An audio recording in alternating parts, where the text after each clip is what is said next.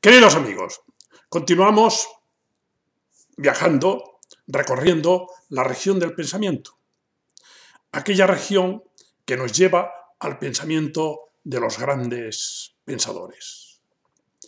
Y actualmente estamos acabando ya el pensamiento y la región de los presocráticos, aquellos filósofos que vivieron antes de Sócrates, defendieron sus ideas antes de Sócrates, antes de Platón. Pero alguno de ellos, como el de hoy, vivió ya en la época de Sócrates, pero se considera presocrático o preplatónico porque el tema del que trató es un tema que es propio de los presocráticos, y es el tema de la physis. Todavía no existe el tema de la sociedad, del hombre como tal, y estamos todavía trabajando y intentando descubrir qué es la naturaleza de la naturaleza. ¿En qué consiste la naturaleza? El pensador presocrático del que quiero hablar hoy se llamaba Demócrito. Demócrito de Agdera. Agdera es una ciudad que estaba en la parte de Tracia, al norte de Grecia, al norte del mar Egeo, y que no se encontraba muy lejos del núcleo donde se habían desarrollado los grandes presocráticos. Es un personaje del que uno se encuentra orgulloso y del que la humanidad tendría que encontrarse orgullosa porque fue un personaje excelente, excelso. Demócrito nació alrededor del 460 o 70 antes de Jesucristo. Fue muy longevo. Hay quien dice que vivió hasta más de 100 años. Pero lo que sí es cierto es que produjo muchísimas obras. Escribió muchísimo. Era un hombre de un conocimiento universal. Era una persona que se esforzó porque él quería saber, ver, conocer y entender. Este era su objetivo. Como veis, son objetivos extraordinarios, maravillosos. Poder ampliar el conocimiento. Era de familia rica, pero quiso trabajar para ganar el dinero que gastaba. Porque en Grecia no estaba bien visto que una persona se gastara el dinero que él no había ganado. Y escribió algunos libros que vendió y con ese dinero pudo hacer los viajes y la formación que él quería. Claro, piensa uno, ¿y cómo pudo ganar vendiendo libros, vendiendo algunos libros, tanto dinero para hacer los viajes que hizo? Pues, claro, la cultura ha sido siempre cara, pero es que en aquellas épocas el que quería efectivamente aprender, el que quería saber, y había gente que estaba ávida de aprendizaje y de conocer, esa persona tenía que esforzarse y tenía que gastar dinero en adquirir aquello que le daba los conocimientos. Claro, si tú sabes que hay un libro que te explica cómo es el mundo, pues haces un esfuerzo si es que tienes interés por aprender y por comprarlo. De esta manera, él se dedicó a viajar y viajó desde su pueblo, viajó hacia Egipto, recorrió Egipto y parece ser que llegó hasta Etiopía. Pero también se fue y recorrió hacia el este toda la parte de Persia, y hay quien dice que hay testimonio de que llegó incluso hasta la India. El caso es que él dice: soy la persona que hasta ahora ha visitado el mayor número de territorios, el que ha recogido el mayor número de información, el que ha visto el mayor número de climas y de países, y el que ha escuchado al mayor número de sabios, de hombres sabios. Por lo tanto, Dicen que dijo él que era el hombre más sabio que había en ese momento y que el que tenía más conocimientos en ese momento. Si no lo dijo, lo podía haber dicho, porque escribió absolutamente sobre todos los temas, todos los temas conocidos en aquel momento. Es decir, escribió sobre los simulacros, sobre los sentidos, escribió sobre el cosmos, escribió sobre las sensaciones, escribió sobre la ética, escribió también sobre la física, escribió sobre música, escribió sobre matemáticas. Y sus libros los iba editando de 4 en 4, es decir, cogía un tema y ese tema lo trataba y le dedicaba 4 libros a cada uno de esos temas. De tal manera que escribió unas 50 y tantas obras. Pero, ¿qué sucede? Sucede algo extraño, y es que de los presocráticos no se conserva ningún libro completo. Y sencillamente es una pena, porque fueron genios. Tuvieron unas intuiciones maravillosas, profundas, y no se conservan sus obras. Y es curioso porque por estas épocas escribían también tragedias, Esquilo, Sófocles, y sí que se conservan obras completas de estos autores. ¿Por qué no se conservan las obras que escribieron los presocráticos? ¿Alguien tenía interés en que no se conservaran? No lo sabemos. El caso es que el Demócrito escribió estas tetralogías y las escribió de forma muy sistemática y organizada. Según dijo en un momento Cicerón, las escribió con un estilo elegante y claro. Él en realidad lo que quería era conocer todo aquello que se pudiera conocer en ese momento. ¿Cuál fue su doctrina? Su doctrina depende en realidad de Leucipo, que fue su maestro. Pero en realidad su doctrina es muy atrevida. Su pensamiento es muy atrevido. Se atrevió a defender que a la naturaleza le basta, que a la naturaleza le basta por sí misma para explicar todo lo que ella hace. Y eso es muy atrevido, porque excluye de la naturaleza todo tipo de explicaciones que sean sobrenaturales o que se salgan de lo que es la misma naturaleza. Fijaros vosotros que esto en Atenas le hubiera costado seguramente, si no la muerte, sí el exilio de Atenas, porque a otros ya les sucedió, como fue por ejemplo Anaxágoras. Y él, sin embargo, defiende esta teoría y la defiende de una manera coherente y de una manera muy clara. Yo sinceramente creo que a personas como esta, que se esforzaron tanto por conseguir saber y transmitir este saber, hay que considerarlas como seres excelsos. ¿Y qué decía su doctrina? Su doctrina decía que solo existe el vacío, los átomos y el movimiento, el torbellino de los átomos. Solo existe esto. Y con esto él se atrevía a explicar todos los procesos dinámicos y todos los procesos que existen en el cosmos. Y también lo que existe en los seres humanos. Nada nace de aquello que no es nada, que parece como una afirmación muy lógica. Nada nace de aquello que no es nada. Y nada de lo que existe se convierte en nada. En este sentido, está siguiendo las enseñanzas de Parménides. Todo se da por azar y por necesidad. O sea que ya tenemos el vacío, los átomos, el azar y la necesidad. Esta es la ontología de Demócrito. Esta es la ontología. Con esto ya lo podemos explicar todo.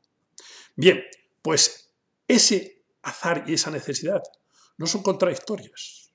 La necesidad es la necesidad que tiene la naturaleza de ese movimiento, de esos choques. Tiene necesidad de moverse. Y por azar choca unos con otros y por azar surgen unos seres u otros. Porque en ese choque que se producen hay unos cúmulos de unos átomos determinados. Porque esos átomos, que son las partículas más pequeñas de todas, que ya no se pueden dividir más, ni siquiera quizá matemáticamente, o por lo menos físicamente, esas partículas se diferencian unas de otras. Y esas partículas están moviéndose. Imaginaros si habéis visto alguna vez que entra el sol en una habitación y que si movéis una sábana o una ropa, salen como una nube de polvo, de polvito, de minúsculas bolitas. Así serían los átomos, pero mucho más pequeños. Y entonces chocan, pero no hay ninguna predeterminación en que choquen de una manera o de otra, porque el azar y la necesidad no se oponen al determinismo, pero no se oponen entre ellas. El determinismo sí que significa que esas bolitas de polvo sí que tendrían que mezclarse de una manera determinada para constituir un ser determinado, pero ya previamente determinado. Mientras que él decía que no, que esto sucedía por puro azar. Esto es muy, muy atrevido, pero al mismo tiempo es muy interesante, porque está excluyendo del mundo, de la naturaleza, del cosmos, toda causa final, todo determinismo. Bien, suceden las cosas de esta manera. Claro, todo esto luego tiene muchas complicaciones filosóficas desde otro punto de vista que vamos a seguir analizando. Los átomos se diferencian unos de otros por su forma. Es decir, él utilizaba el abecedario, lo utilizaba para poner muchos ejemplos. Y vamos a utilizarlo también aquí. Si vosotros miráis cómo es una mayúscula y miráis cómo es una N mayúscula, veis que tienen distinta forma. Pues él decía, lo mismo que estas letras tienen distinta forma, también los átomos tienen distinta forma, como la A y la N. Pero también podemos poner la A y N juntas o N y A juntas, siguiendo esta colocación. Y si tenemos esta colocación de AN o NA, también es diferente. No es lo mismo hacer una letra empezando por NA o AN. Bien, y también por su posición. Se diferencian por su posición. Podríamos tener dentro de lo que es el abecedario la N en un lugar y la Z en otro. Esta situación se empieza a complicar cuando existe el torbellino. Entonces empieza el torbellino a funcionar. Pero el tema está que nosotros tenemos las 28 letras del abecedario. Y tenemos las 28 letras del abecedario y ahora con esas 28 letras del abecedario podemos montar todo un lenguaje enorme, impresionante. Y en ese lenguaje enorme que nosotros podemos montar es solamente el juego con estas letras. Pero imaginad vosotros que son 28. Pero es que los átomos son infinitos. Y viven desde siempre, porque no se ha creado nada de la nada. Él excluía la creación. La creación es un concepto posterior, cristiano, que explica muchas interrogantes, muchas preguntas, pero que al mismo tiempo deja otras sin explicar. deja otros interrogantes muy abiertos. Entonces, ¿qué sucede? Que para que funcione este abecedario se necesita un escritor divino que escriba, o no es necesario. Para que funcione todo este movimiento y se constituya el mundo, se necesita un ser que lo vaya determinando y predeterminando. Él pensaba que no era necesario. Y él pensaba que es posible que se construyan cualquier tipo de mundos con los átomos, porque decía, ¿habéis visto cómo a veces en el agua nacen gusanos?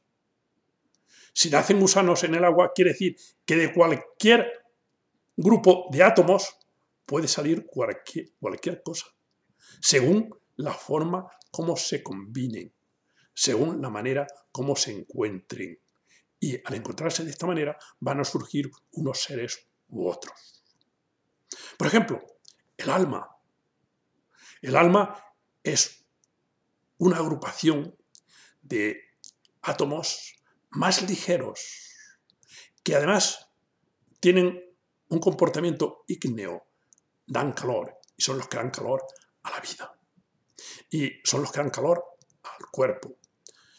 Y el alma adquiere, bueno, la vida adquiere por la noche al respirar, es como una esponja que va adquiriendo bolitas de estas que ha gastado, porque se van desprendiendo y las va adquiriendo para restablecer esas bolitas que se han ido gastando. El alma, que es capaz de entender y de captar todo esto, ese alma, no sabemos, no está claro si él pensaba que estaba en un lugar central del cuerpo, o si estaba en la razón, o si estaba repartida por todo el cuerpo.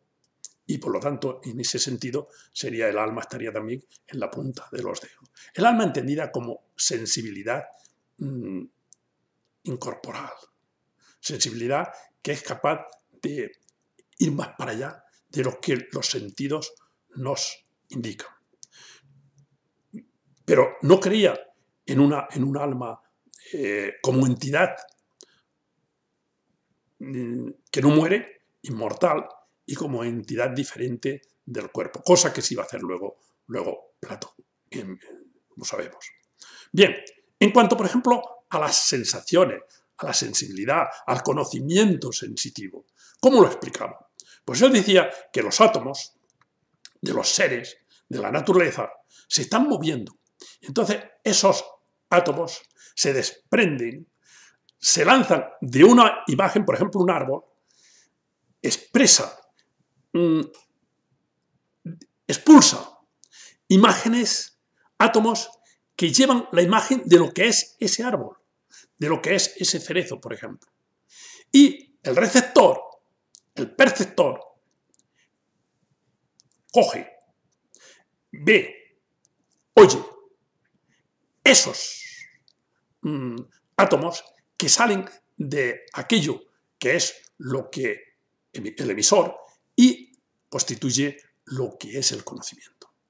Por lo tanto, se produce una especie de encuentro, entre los átomos que surgen como si fueran expulsados, lanzados de un ser y lo recibe un receptor. ¿Pero qué sucede?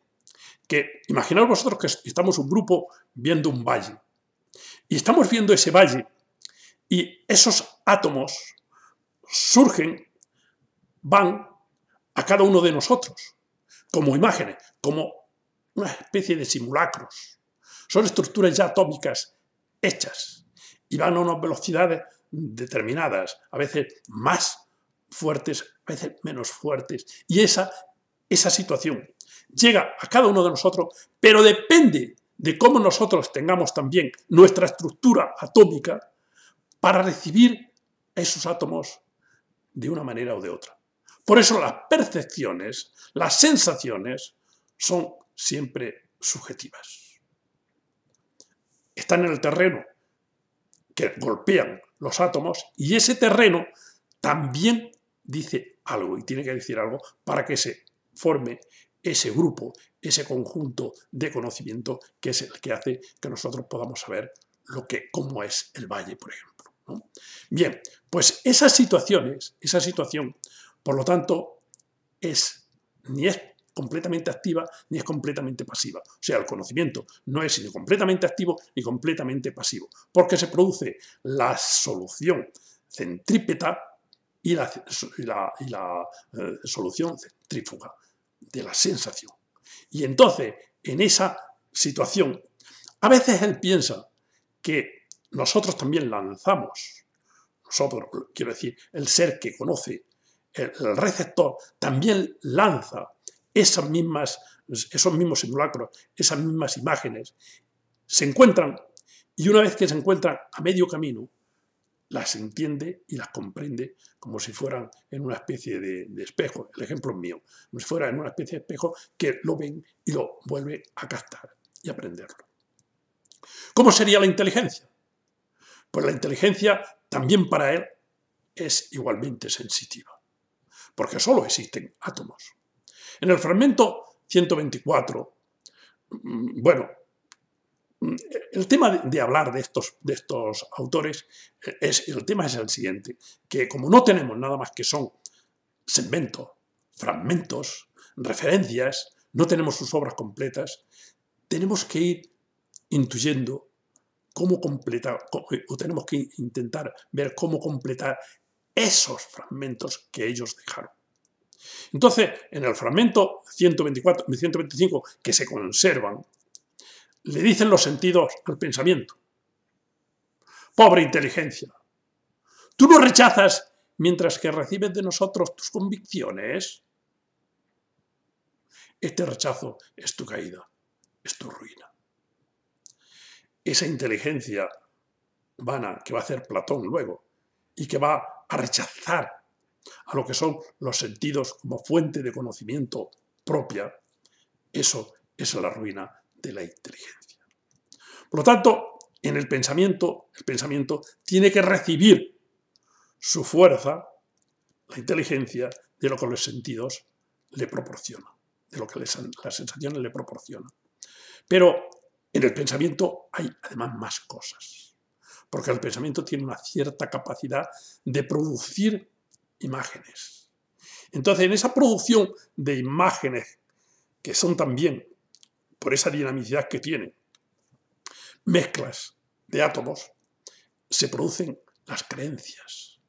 Y esas creencias son solamente representaciones que no proceden de los sentidos y que hacen que el pensamiento sea a veces una mera ilusión. Sin embargo, él rechaza el relativismo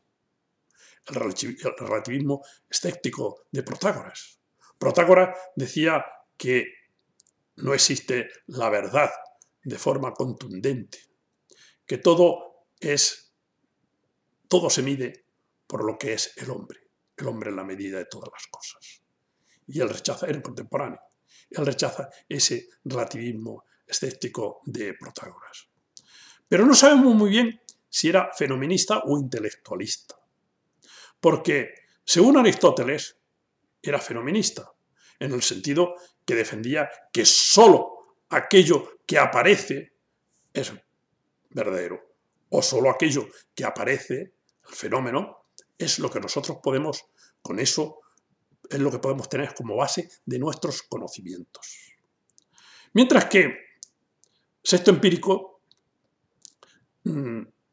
acusa a Demócrito como destructor, o indica que es destructor de apariencias sensibles. Y en este sentido sería un intelectualista, porque si las experiencias sensibles no son las adecuadas, entonces la inteligencia la que capta pasando de los sentidos. En realidad él afirmaba que no sabemos nada de lo que es la realidad.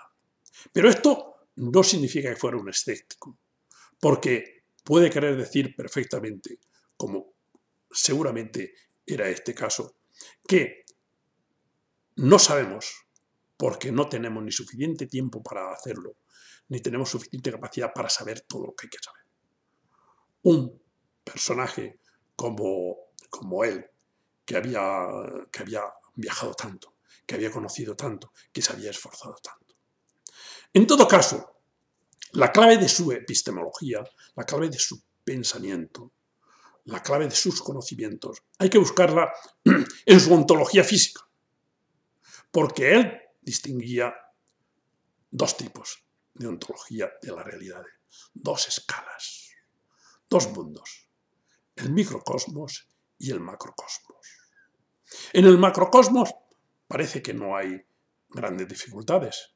El macrocosmos es el que envía este tipo de figuras o de simulacros que yo os he dicho. Entonces estas figuras las envían y los sentidos las reciben, tal y como os he explicado. Y aquí es donde se da el conocimiento superficial, porque es donde se da esa subjetividad. Pero luego hay otro mundo, que es el mundo microscópico, que es el mundo que él ya es curioso, que él ya tuviera esta intuición, y que en ese mundo microscópico es el que tiene las fuerzas. La verdadera realidad es microscópica. Esto lo sabemos actualmente perfectamente. La fuerza de los átomos está en que en esa pequeñez es donde se encuentran y es donde está la auténtica realidad. Y esa realidad solamente se puede llegar a ella por medio de la inteligencia. Por medio de la inteligencia, sea de forma fenomenista o sea de forma intelectualista, desde luego de forma intelectualista tendría que ser, porque hay conocimientos que son legítimos y conocimientos que son ilegítimos. Lo que no dice es cómo se distingue y cómo se separa el que es legítimo del que es ilegítimo. Bien, Nietzsche se entusiasmó con Demócrito, lo admiraba, y lo enfrenta a Sócrates, que además Sócrates ya eran un poco contemporáneos. Lo enfrenta porque Sócrates, evidentemente, también era un intelectualista de mucha convicción, pero Nietzsche cree que Sócrates no tenía la altura que tenía Demócrito. Demócrito era mucho más objetivo, era más frío, era verdaderamente más científico, según Nietzsche. En esa definición de lo que es el átomo y que nada existe fuera del átomo y del vacío, él piensa que todo lo demás son opiniones. Y esto le encantaba a Nietzsche.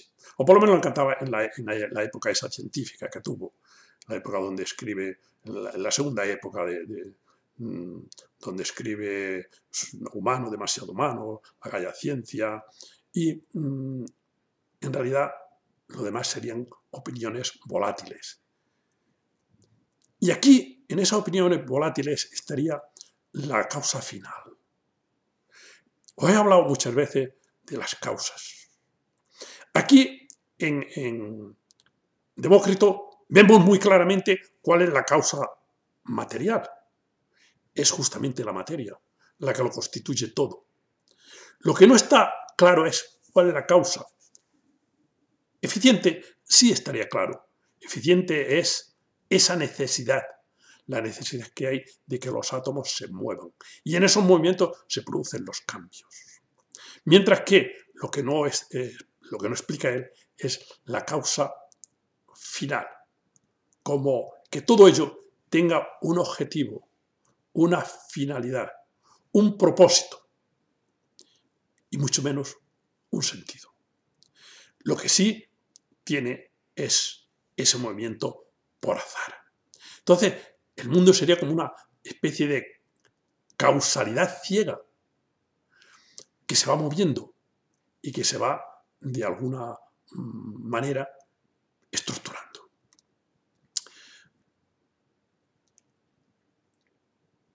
Todos los dioses y todos los mitos serían inútiles si es que nosotros defendemos, como hacía Demócrito, el azar. La sustancia atómica sería calculable, por supuesto, en este universo de Demócrito. Sería calculable y, por lo tanto, el bien y el mal no tendrían necesidad de vivir en ese mundo, que es un mundo que también le encantaba a Nietzsche, porque eso, el bien y el mal, serían como estructuras que el ser humano ha buscado para dominar, para dirigir a los demás. Y esto se produciría por varias razones. La ontología del ser bueno en Platón es la respuesta al universo neutralizado de Demócrito. Ese universo neutralizado del que habla Demócrito, ese universo será rechazado por Platón. Platón llegó a decir, Platón excluía, y no sé, quizás no se puede decir que lo odiaba, pero lo rechazaba a Demócrito. Y dijo, si tuviera las obras de Demócrito las quemaría. Dicen que dijo, si es que no las quemó, pero de todas maneras, si no las quemó él, alguien se ocupó de quemarlas, por desgracia. Casi que lo dejaría aquí y continuaría con otros temas, como es el tema de la inteligencia, el tema de la ontología física, el tema de la cultura, el tema de la moral y luego los temas filosóficos, porque no me gustaría hacerme muy largo en estos vídeos. Por lo tanto, corto aquí y enseguida pondré el resto del tema para acabar con Demócrito. Muchas gracias y hasta pronto.